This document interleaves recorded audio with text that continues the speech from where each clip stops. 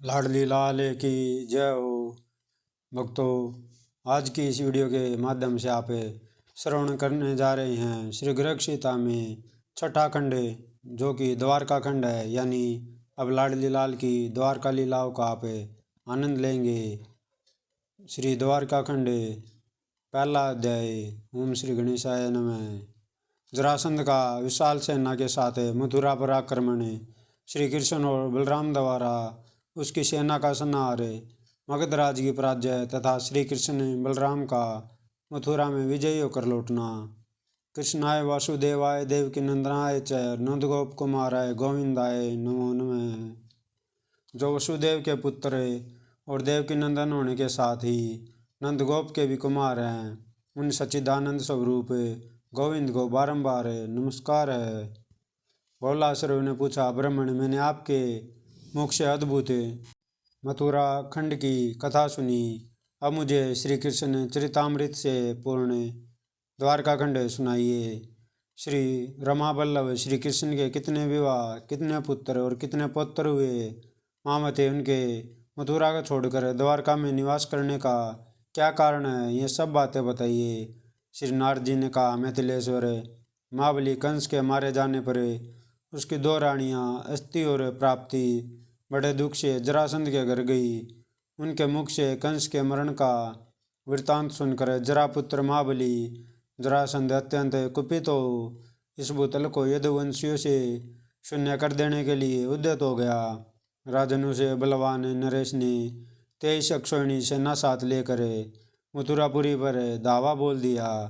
महासागर के सम्मान गर्जना करने वाली उसकी सेना और वह से व्याकुल हुई अपनी नगरी को देखकर साक्षात भगवान ने सभा में बलदेव जी से कहा, भैया बलराम जी, इस मगधराज जरासंध की सारी सेना को तो निस्संदेह नष्ट कर देना चाहिए, किंतु इसे मगध नरेश को तो नहीं मारना चाहिए, जिससे यह पुण्य सेना जुटाकर ले आने का उद्योग करे। जरासंध को ही निमित्त बनाकर पृथ्वी के राजाओं के रूप में स्थित है। पृथ्वी से सारे भार को यहीं रहकर हर लूँगा और साधु पुरुषों का प्रिय करूँगा।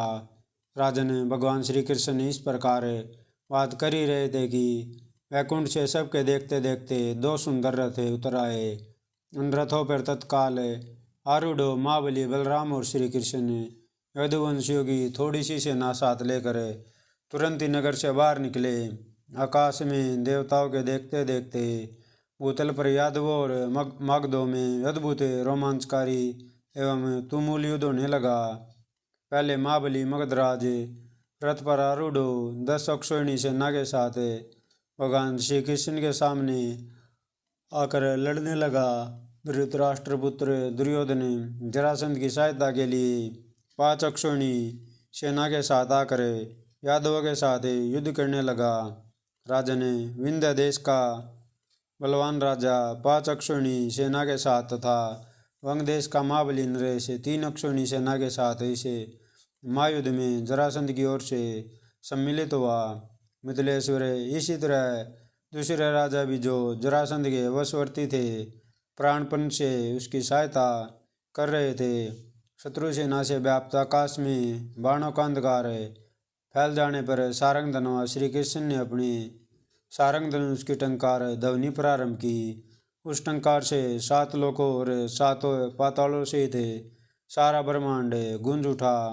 दिग्गज विचलित हो उठे, तारे टूटने लगे और सारा भूखमंडल कांपने लगा।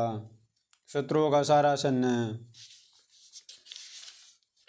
मंडल उसी क्षण बहरा सा हो गया। घोड़े युद्ध मंडल से उछलकर भागने लगे तथा हाथियों ने भी अपना मुंह फेर लिया। जरासंध की सारी सेनाओं से टंकार से वह भी लो भाग चली और उल्टी दिशा में 2 कोस जाकर फिर वहाँ आई। इस प्रकार विद्युत की पीली प्रभा से युक्त एवं कांतिमान सारंग धनुष के टंकार फैलाकर श्रीहरि ने अपने बाण समूह की वर्षा से जरासंध की सारी सेना को आच्छादित कर दिया। राजा ने सारंग धनवा के बाणों से शत्रु सेना के रथ चूर चूर हो गए, पहिए टूक टूक होकर गिर पड़े तथा रथी और सारथी भी मारे जाकर भूमि पर सदा के लिए सो गए। गजारोहियों के साथ चलने वाले हाथी उनके बाणों से दो टूक हो गए। सवारों से थे घोड़े बाणों द्वारा गर्दनें कट जाने से धराशायी हो गए। इसी प्रकार से महायुद्ध में वक्षस्थल और मस्तक छिन्न हो जाने से पैदल योद्धा धराशायी हो गए। उनके कवचों की धज्जियाँ उड़ गई थी। वे निसंदेह काल के गाल में चले गए। राजन जैसे फूटे हुए बर्तन कोई अधोमुख हो रहे कोई ऊर्ध्वमुख होकर पड़े दिखाई देते हैं, उसी प्रकार जिनके शरीर कट गए थे वे राजकुमार उस सम्रांगण में कोई ऊर्ध्वमुख हो रहे कोई अधोमुख होकर पड़े हुए थे। एक ही क्षण में उसे युद्धभूमि में 100 कोस लंबी खून की नदी वह चली जो अत्यंत दुर्गम थी। हाथी उसमें ग्राह के समान जान पड़ते थे। ऊँटों और गधों के धड़े आदि कच्छप के समान प्रतीत होते थे। रथ शिशुमारों सुशोका के सेवारों का तथा कटी हुई भुजाओं सर्पों का भ्रम उत्पन्न करती थी। हाथ मछलियाँ तथा मुकुटों के रतन हार एवं कुंडल कंकड़ पत्थर जान पड़ते थे।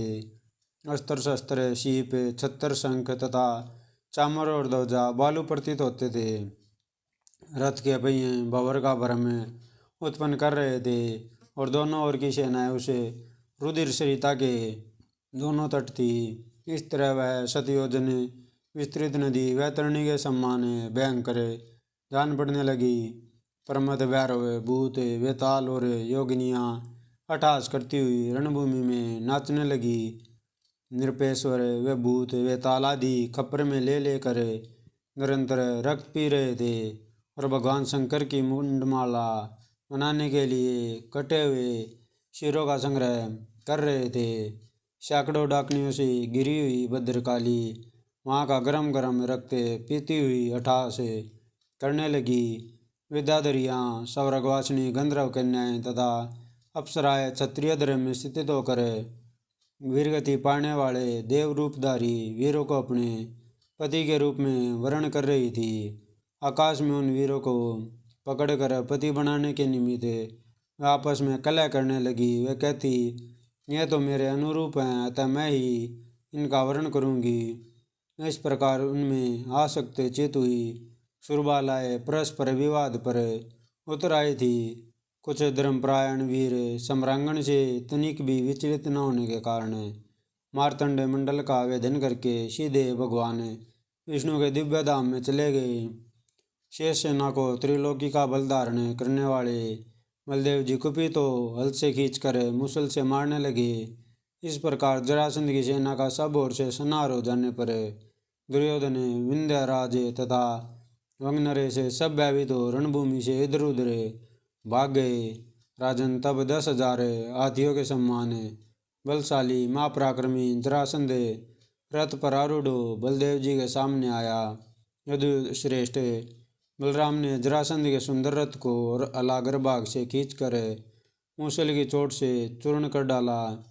घोड़े और सारथी के मारे जाने पर रथिन हुए जरासंध ने सारे शस्त्र समूह को त्याग कर बलदेव को दोनों हाथों से पकड़ लिया। फिर उन दोनों में रणभूमि के भीतर घोर युद्ध होने लगा। मैथिल आकाश में खड़े देवताओं तथा भूतल पर विद्यमान मनुष्य के देखते देखते वे दोनों महाबली वीर मल्लयुद्ध में 2 सिंहों के समान जूझने लगे। वे छाती से मस्तक से भुजाओं से चोट करते हुए पृथक पृथक पैरों को पकड़कर एक दूसरे को गिराने की चेष्टा करते थे। उन दोनों के युद्ध से वहाँ का सारा भूखमंडल खुद कर गड्ढे के समान हो गया। राजन उस समय भूमि सहसा बटलोई की तरह 2 घड़ी तक कांपती रही। तब यदुश्रेष्ठ बलराम ने अपने बाहुदंडों से जरासंध को पकड़कर इस प्रकार पृथ्वी पर दे मारा मानो किसी बालक ने कमंडलू पटक दिया हो। बलराम ने जरासंध के ऊपर चढ़कर उसे शत्रु को मार डालने के लिए क्रोध से भरकर घोर मुसल हाथ में लिया। यह देख प्रियपूर्णतम परमात्मा श्री कृष्ण ने उन्हें तत्काल रोक दिया। तब वे लज्जित होकर तपस्या के लिए जाने का विचार किया, परंतु अपने मुख्यमंत्रियों के मना करने पर मगधराज तपस्या के लिए ना जाकर मगध देश को ही लौट गया। इस प्रकार मधुसूदन माधव ने जरासंध पर विजय पाई। युद्ध में जो कुछ भी धन वीतात लगा वह सब सुखा वह साथ लेकर यादवों को आगे करके बलदेव जी से ही थे। प्रियपूर्णतम साक्षात भगवान श्री कृष्ण सूतो मागधो और वंदीजनों के मुख से तथा जय गाने सुनते हुए शंखध्वनि दुंदुभि नाद तथा वेद मंत्रों के भारी घोष के साथ मथुरापुरी में प्रविष्ट हुए। मार्ग में मांगलिक वस्तु खिलों और फूलों से उनकी पूजा होती थी। प्रत्येक द्वार पर मंगल कलश से सुशोभित पुरी की शोभा देखते हुए पीताम्बरधारी श्याम सुंदर विग्रह शुभांग शोभित चमकीले किरीट अंगों और कुंडलों से उद्भासित सारंग आदि अस्त्र शस्त्रों को धारण करने वाले भगवान गरुड़ध्वज तालध्वज बलराम के साथ मुख से मंदहास की छटा बिखेरते हुए राजा उग्रसेन के पास जा उन्हें सारी धन सामग्री भेंट की। उस समय चंचल घोड़े से जुता हुआ उनका रथ उद्दीप्त हो रहा था तथा देवगण उनकी पूजा प्रशंसा कर रहे थे। इस प्रकार श्री गर्ग सीता में श्री द्वारका खंड के अंतर्गत नारद बहुलाश्रव संवाद में जरासंध पराजय नामक पहला अध्याय पूरा हुआ। सभी भक्तों को जय जय श्री राधे।